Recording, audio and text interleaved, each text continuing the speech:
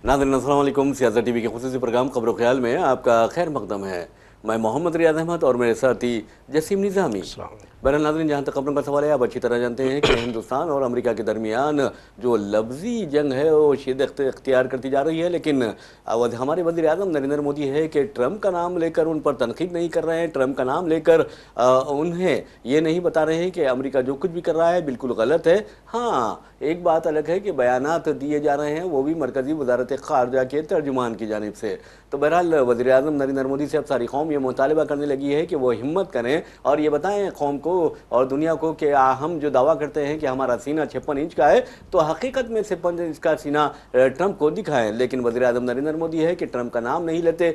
पता नहीं उनका को किस बात का डर है, किस बात की घबराहट है, किस बात का खदशा है कि वो ट्रंप का नाम लेने से घबरा रहे हैं। जबकि घबराने की कोई ज़रूरत नहीं है। हिंदुस्तान एक अजीम मुल्क है। अगर अमेरिका एक अजीम मुल्क है तो हिंदुस्तान भी किसी से पीछे नहीं है। और हिंदुस्तान की जो तहजीब है, तमद्दुन है, आप अंदाज़ा कर सकते हैं कि कदीम तहजीबों में, इंतहाई तरक्की याफ्ता तहजीबों में हिंदुस्तान का शुमार होता था। और आप ये भी अंदाज़ा कर सकते हैं कि हिंदुस्तान में जो यूनिवर्सिटीज़ थे उसका तस्वुर अमेरिका में नहीं किया जा सकता था। तो आपको कहने का मतलब ये है कि मोदी जी में ज़री हिम्मत की ज़रूरत है। और वो हिम्मत मोदी जी में आएगी या नहीं, लेकिन एक बात ज़रूर है कि एक तरफ ट्रंप से परेशान है तो दूसरी तरफ राहुल गांधी ने भी मोदी के नाक में दम कर दिया है। और ऐसा दम कर दिया है कि गोदी मीडिया को उन्होंने फ्री हैंड दिया है कि राहुल गांधी के मुतालिबे का मजाक उड़ाए। लेकिन गोदी मीडिया ये नहीं समझ रहा है कि वो किस कदर मुल्क की बदखिदमती कर रहा है, मुल्क की तबाही और बर्बादी का सामान कर रहा है, जमहूरियत की तबाही का सामान कर रहा है। क्योंकि राहुल गांधी ने कल इल्ज़ाम आयद किया था कि इलेक्शन कमीशन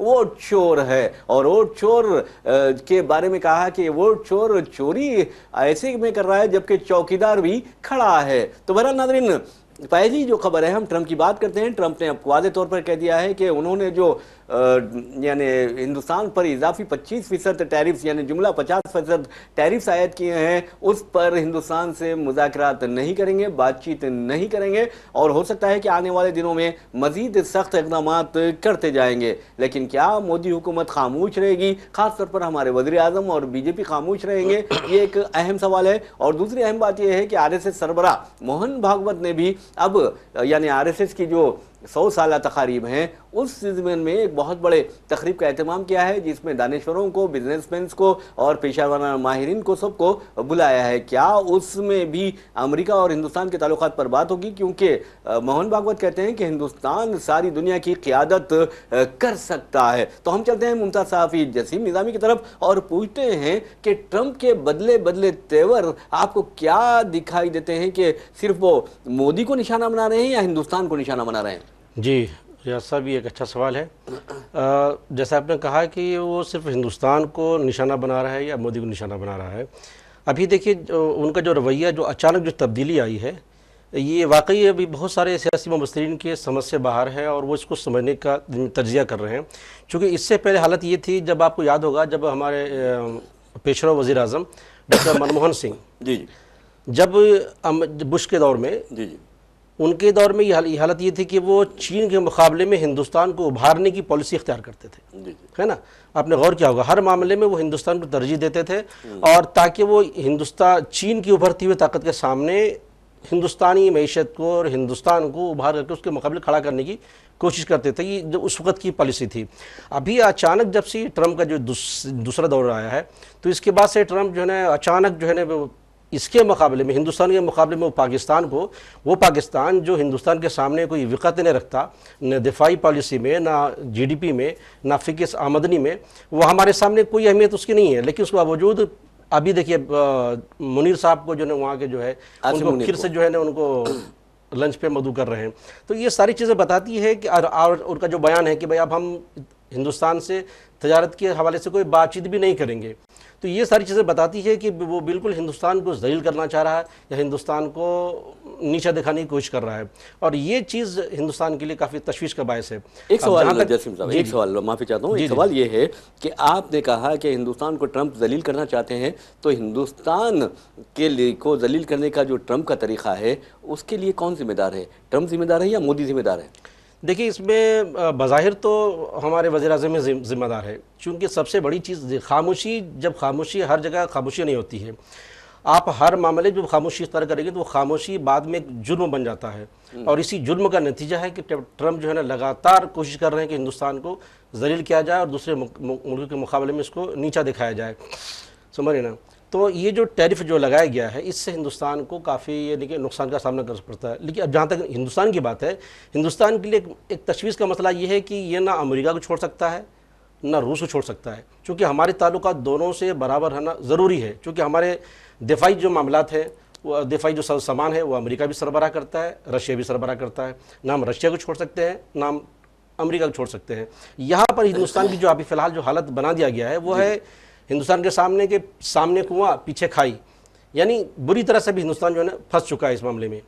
जी जी जी, आपने सही कहा है। बहरहाल नाज़रीन, आपको बता दूं कि जहाँ तक नरेंद्र मोदी का सवाल है, उनकी खामोशी इसके लिए जिम्मेदार है, क्योंकि अब नरेंद्र मोदी की एक आदत है और उनके भक्तों की एक आदत है, बीजेपी कायदीन की एक आदत है कि अगर हिंदुस्तान कोई कारनामा अंजाम देता है तो वो उसका क्रेडिट ले लेते हैं कि मेरी वजह से हिंदुस्तान इस तरह का कारनामा अंजाम दिया गया है। चाहे वो खलाई साइंस का मामला हो, साइंस और टेक्नोलॉजी का मामला हो, या इन्वेंशंस यानी ईजादात का मामला हो, या फिर आप देखेंगे कि यानी मसनूआत की तैयारी का वो मामला हो। अगर कोई भी क्रेडिट लेना है तो वज़ीर-ए-आज़म नरेंद्र मोदी फौरी लपक कर उसे ले लेते हैं, लेकिन जब नाकामी की बात आती है तो वो पीछे हट जाते हैं। आज अगर अमेरिका हिंदुस्तान को जलील कर रहा है, हम तो कहते हैं कि हिंदुस्तान को अमेरिका जलील नहीं कर सकता, नरेंद्र मोदी को कर सकता है लेकिन हिंदुस्तान को नहीं कर सकता, उनकी हुकूमत को कर सकता है, हिंदुस्तान को नहीं कर सकता। हिंदुस्तान कोई मामूली मुल्क नहीं है, हिंदुस्तान एक अजीम मुल्क है, हिंदुस्तान दुनिया का सबसे बड़ा कंज्यूमर मार्केट है और अमेरिका भी इस हकीकत को जानता है। लेकिन अगर हुकूमत कमजोर हो, हुक्मरान कमजोर हो, तो फिर कोई भी आपको डरा सकता है, धमका सकता है।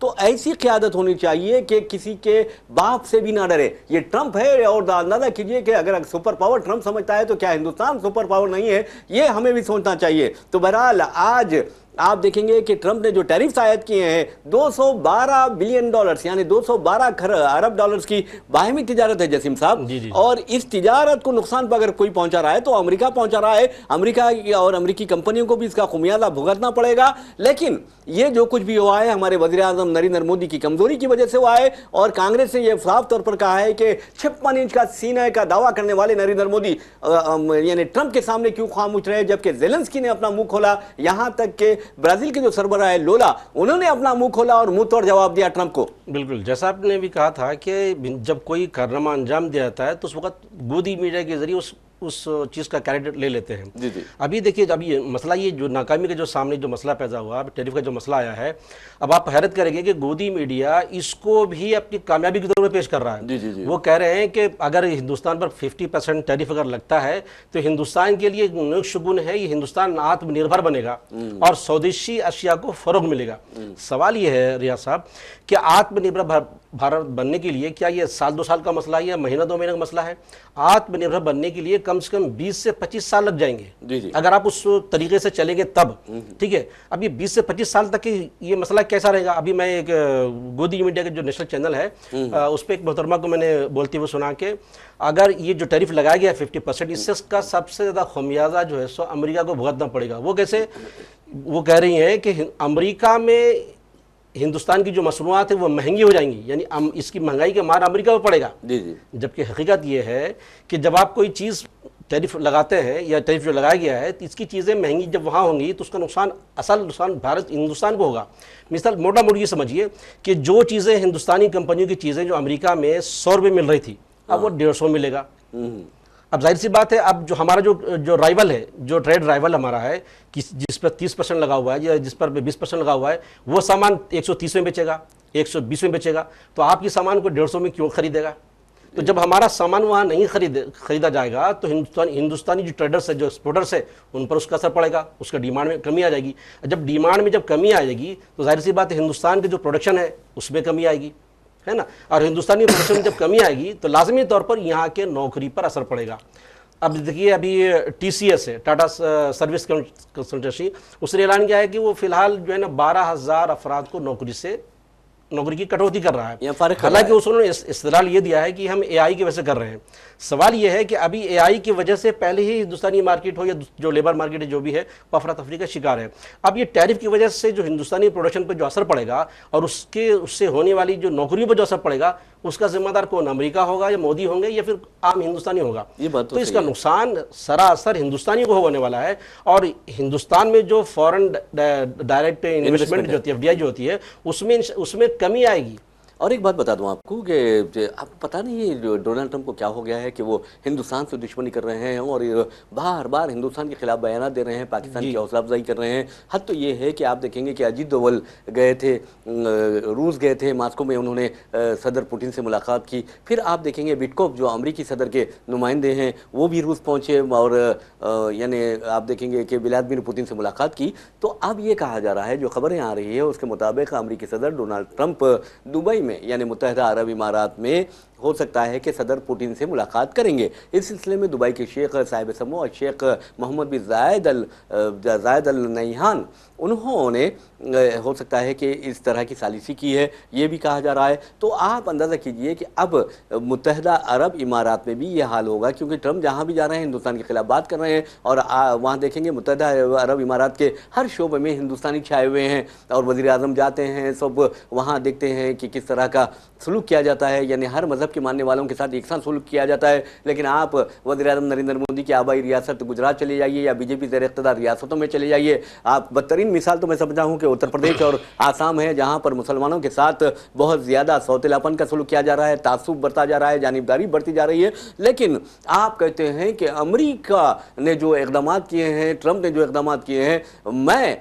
हर चीज़ के लिए तैयार हूँ, यहाँ तक कि मैं अपनी कुर्बानी भी दे सकता हूँ, लेकिन किसान भाइयों के साथ इन के जो मफादात है उससे समझौता नहीं कर सकता। वज़ीर आज़म नरेंद्र मोदी आवाम को बेवकूफ़ बना रहे हैं, क्योंकि इसका किसानों से ज़्यादा ताल्लुक़ नहीं है। ये टैरिफ्स का जो ताल्लुक़ है, जो सोने के जेवरात जो तैयार करते हैं या हीरे के जो ताजरीन है या फिर आप प्रीशियस स्टोन्स के जो ताजिर है, उनको नुकसान होने वाला है और इनकी ज़्यादा अक्सरियत गुजरातियों की है। जी जी जी, जैसा कि आपने कहा कि ट्रंप जो है सो इस तरह रवैया अख्तियार क्यों कर रहा है कि वो हिंदुस्तान को लगातार टारगेट कर रहा है। जी जी, सवाल ये भी यही है, क्योंकि बज़ाहिर जो देखिए अंदरूनी क्या मसाइल हैं, हकीकत में क्या है, ये तो ट्रंप जाने या मोदी जाने, उनका ज़ाती मसला हो सकता है, मुमकिन हो सकता है। लेकिन बज़ाहिर जो उन्होंने बयान दिया है कि रशिया से तेल खरीदने की बुनियाद पर हम जो है हिंदुस्तान पर टैरिफ लगा रहे हैं। सवाल ये है रियाज साहब कि रशिया से सबसे ज़्यादा जो खरीदार है तेल और गैस का, वो यूरोपीय ममालिक है। जी हाँ, खुद चीन जो है सबसे बड़ा खरीदार है, तो आप चीन पर इस तरह के टैरिफ क्यों नहीं लगा रहे हैं? यूरोपीय यूनियन के ममालिक पर आप टैरिफ इस तरह के क्यों नहीं लगा रहे हैं? तो सवाल सिर्फ उस चीज़ का नहीं है। और वो क्या कह रहे हैं कि हिंदुस्तान जो है सो यूक्रेन में जो बमबारी की जा रही है रशिया की तरफ से और वहाँ के जो लोग हलाक हो रहे हैं, हिंदुस्तान अपने पैसों के जरिए उसको मशीन फराहम कर रहा है, उसको ईंधन फराहम कर रहा है। सवाल ये है, ट्रंप का दिमाग देखिए, उनका जहन देखिए कि इसराइल जो गजा में जो कर रहा है, क्या वहाँ इसराइल फ़लस्तीनियों पर फूल बरसा रहा है या गोला बरसा रहा है? वहाँ आपको इंसानी हलाकत नज़र नहीं आ रही है। वहाँ पर पाबंदी बढ़ाने के बजाय आप उसको असलाह दे रहे हैं, इकोनॉमिकली उसको हेल्प कर रहे हैं, और यहाँ पर आप हिंदुस्तान पर इल्ज़ाम आयद कर रहे हैं कि आप रशिया से तेल खरीद करके तुम यूक्रेन में जो लोग हलाक हो रहे हैं, जो मारे जा रहे हैं, उसका जिम्मेदार हिंदुस्तान है। ये कैसे हो सकता है? एक ही मामले में दो पैमाने हैं। नहीं, दोगलापन है, वहाँ पर भी है दोगलापन, यहाँ पर भी है।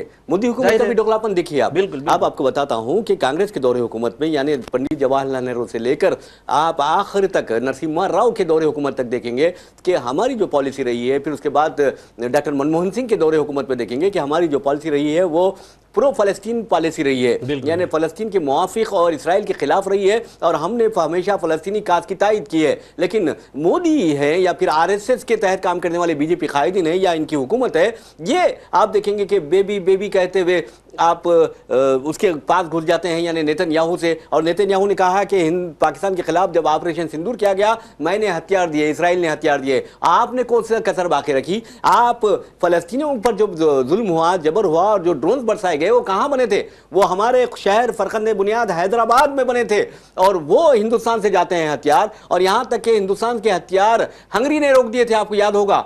जी जी बिल्कुल पोर्ट पर रोक दिया गया था। तो आप ये फलस्तीनों को कत्ल में आप भी तो शामिल हैं। देखिए यहाँ तक उसकी बात है, हकीकत वही है, मैं इससे पहले कह चुका हूँ कि यहाँ पर मोदी हुकूमत की जो 11 साल जो इख्तियार या 14 साल जो इख्तियार का जो पीरियड है, जो मुद्दत है, इस मुद्दत में ज़्यादातर जो उनकी पॉलिसी रही है कौमी नेशनल की हद तक, कौमी हद तक, ये एंटी मुस्लिम पॉलिसी, यानी सारी तवज्जो और उनकी सारी जो एनर्जी है वो एंटी मुस्लिम पॉलिसी बनाने में या उस पर अमल करने में गुजर गया।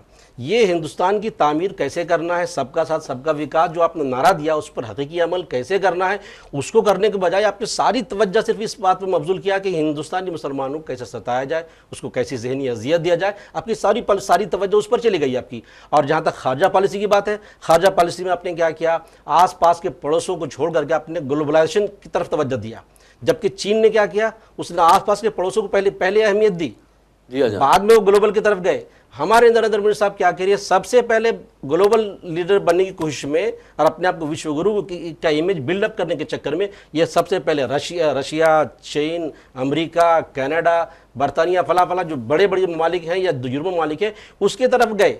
लेकिन हालत क्या हुआ, आज ना घर का रहे, ना घाट के रहे, ना आपके पड़ोसी रहे आपके साथ, ना दुनिया आपके साथ। और आपको बता दूं कि वाजपेयी जो बीजेपी के लीडर थे, वज़ीर आज़म भी रह चुके, तो उन्होंने कहा था कि हम दोस्त बदल सकते हैं लेकिन पड़ोसी नहीं बदल सकते। ये वाजपेयी ने कहा था। और खुद बीजेपी के कायदीन अब कह रहे हैं कि आज के दौर में अगर वाजपेयी होते तो बीजेपी और नरेंद्र मोदी की जो टीम है वो वाजपेयी को उसी तरह नज़रअंदाज कर देती जिस तरह अडवाणी को नज़रअंदाज किया गया। लेकिन एक बात ज़रूर है जसीम साहब, आपको भी बताता हूँ कि आप ग्लोबल लीडर बनने की बहुत कोशिश करते हैं और उन्हें ये जान लेना चाहिए कि किसी 1 लाख का या 15 लाख का सूट, 10 से 15 लाख का सूट पहनने से कोई ग्लोबल लीडर नहीं बनता। कोई 1 लाख की गॉगल्स लगाने या ऐनक लगाने से या चश्मा लगाने से ग्लोबल लीडर बनकर उभर नहीं सकता, या कोई 1 लाख या 1.5-2 लाख का पेन इस्तेमाल करते हुए ग्लोबल लीडर नहीं बन सकता, बल्कि उसकी जो यानी जहनी सतह होनी चाहिए वो गैर मामूली होनी चाहिए। हमारे वजीर आजम, एक मिनट, हमारे वजीर आजम जिस अंदाज में बात करते हैं, आप ट्रंप के सामने तो भीगी बिल्ली की तरह कुछ बात नहीं करे, और आप जब राजस्थान जाते हैं आम इंतखाबात में, यानी देखें आप आम इंतखाबात का जायजा लें, वहां जाके किस तरह मुसलमानों के खिलाफ जहर उगलते हैं। नाम नहीं लेते लेकिन उगलते हैं कि ज्यादा बच्चे पैदा करने वाले तुम्हारे जेवरात ले लेंगे, तुम्हारी जमीनात उनके कब्जे में आ जाएंगी। दरअंदाज भी कहते हैं, अरे भाई आप वजीर आजम हैं, गुजरात के चीफ मिनिस्टर नहीं है आप। बिल्कुल बिल्कुल, मैं जैसे पहले कहा ना आपको कि इनकी सारी जो तवानाई है, सारी जो ताकत है, वो सिर्फ उसी में खर्च हो गया कि किस तरह से मुस्लिमों को सताया जाए, मुस्लिम एंटी मुस्लिम पॉलिसी इख्तियार किया जाए। और उनकी तकरीर का जो अब जैसा भी आपने जिक्र किया, उनकी तकरीर ऐसी होती है गोया कि वो कोई महल्ले के या फिर इलाकाई लीडर हो, वजीर आजम की हैसियत से, गली के लीडर, हाँ गली के लीडर, वजीर आजम की जो जुबान होनी चाहिए वो चीज़ बहुत कम नजर आता है। और जैसा कि आपने बात की अभी स्वदेशी के बारे में, देखिए कितना बड़ा मजाक है। आप एक तरफ ये कहते हैं कि हिंदुस्तान आत्मनिर्भर बनेगा और इस तरह बनेगा कि स्वदेशी को फरोग दिया जाएगा। अब आप गौर कीजिए, हमारे वजीर आजम का चश्मा जो गूगल से है वो गैर मुल्की है, आपको जो कोड इस्तेमाल करते हैं वो गैर मुल्की है, आप जो पेन इस्तेमाल करते हैं वो गैर मुल्की है, आप जो गाड़ी इस्तेमाल करते हैं वो सब गैर मुल्की है। तो पहले स्वदेशी का इस्तेमाल आप खुद कीजिए ना, आप अहद कीजिए कि भाई अब तक जो हो चुका। अब तक हम लाखों को जो है खाली पेन इस्तेमाल किए, अब हम नहीं करेंगे, अब हिंदुस्तानी पेन इस्तेमाल करेंगे। अभी तक हम बाहर बैरूनी गाड़ियाँ इस्तेमाल कर रहे थे, अब हम हिंदुस्तानी गाड़ियाँ इस्तेमाल करेंगे।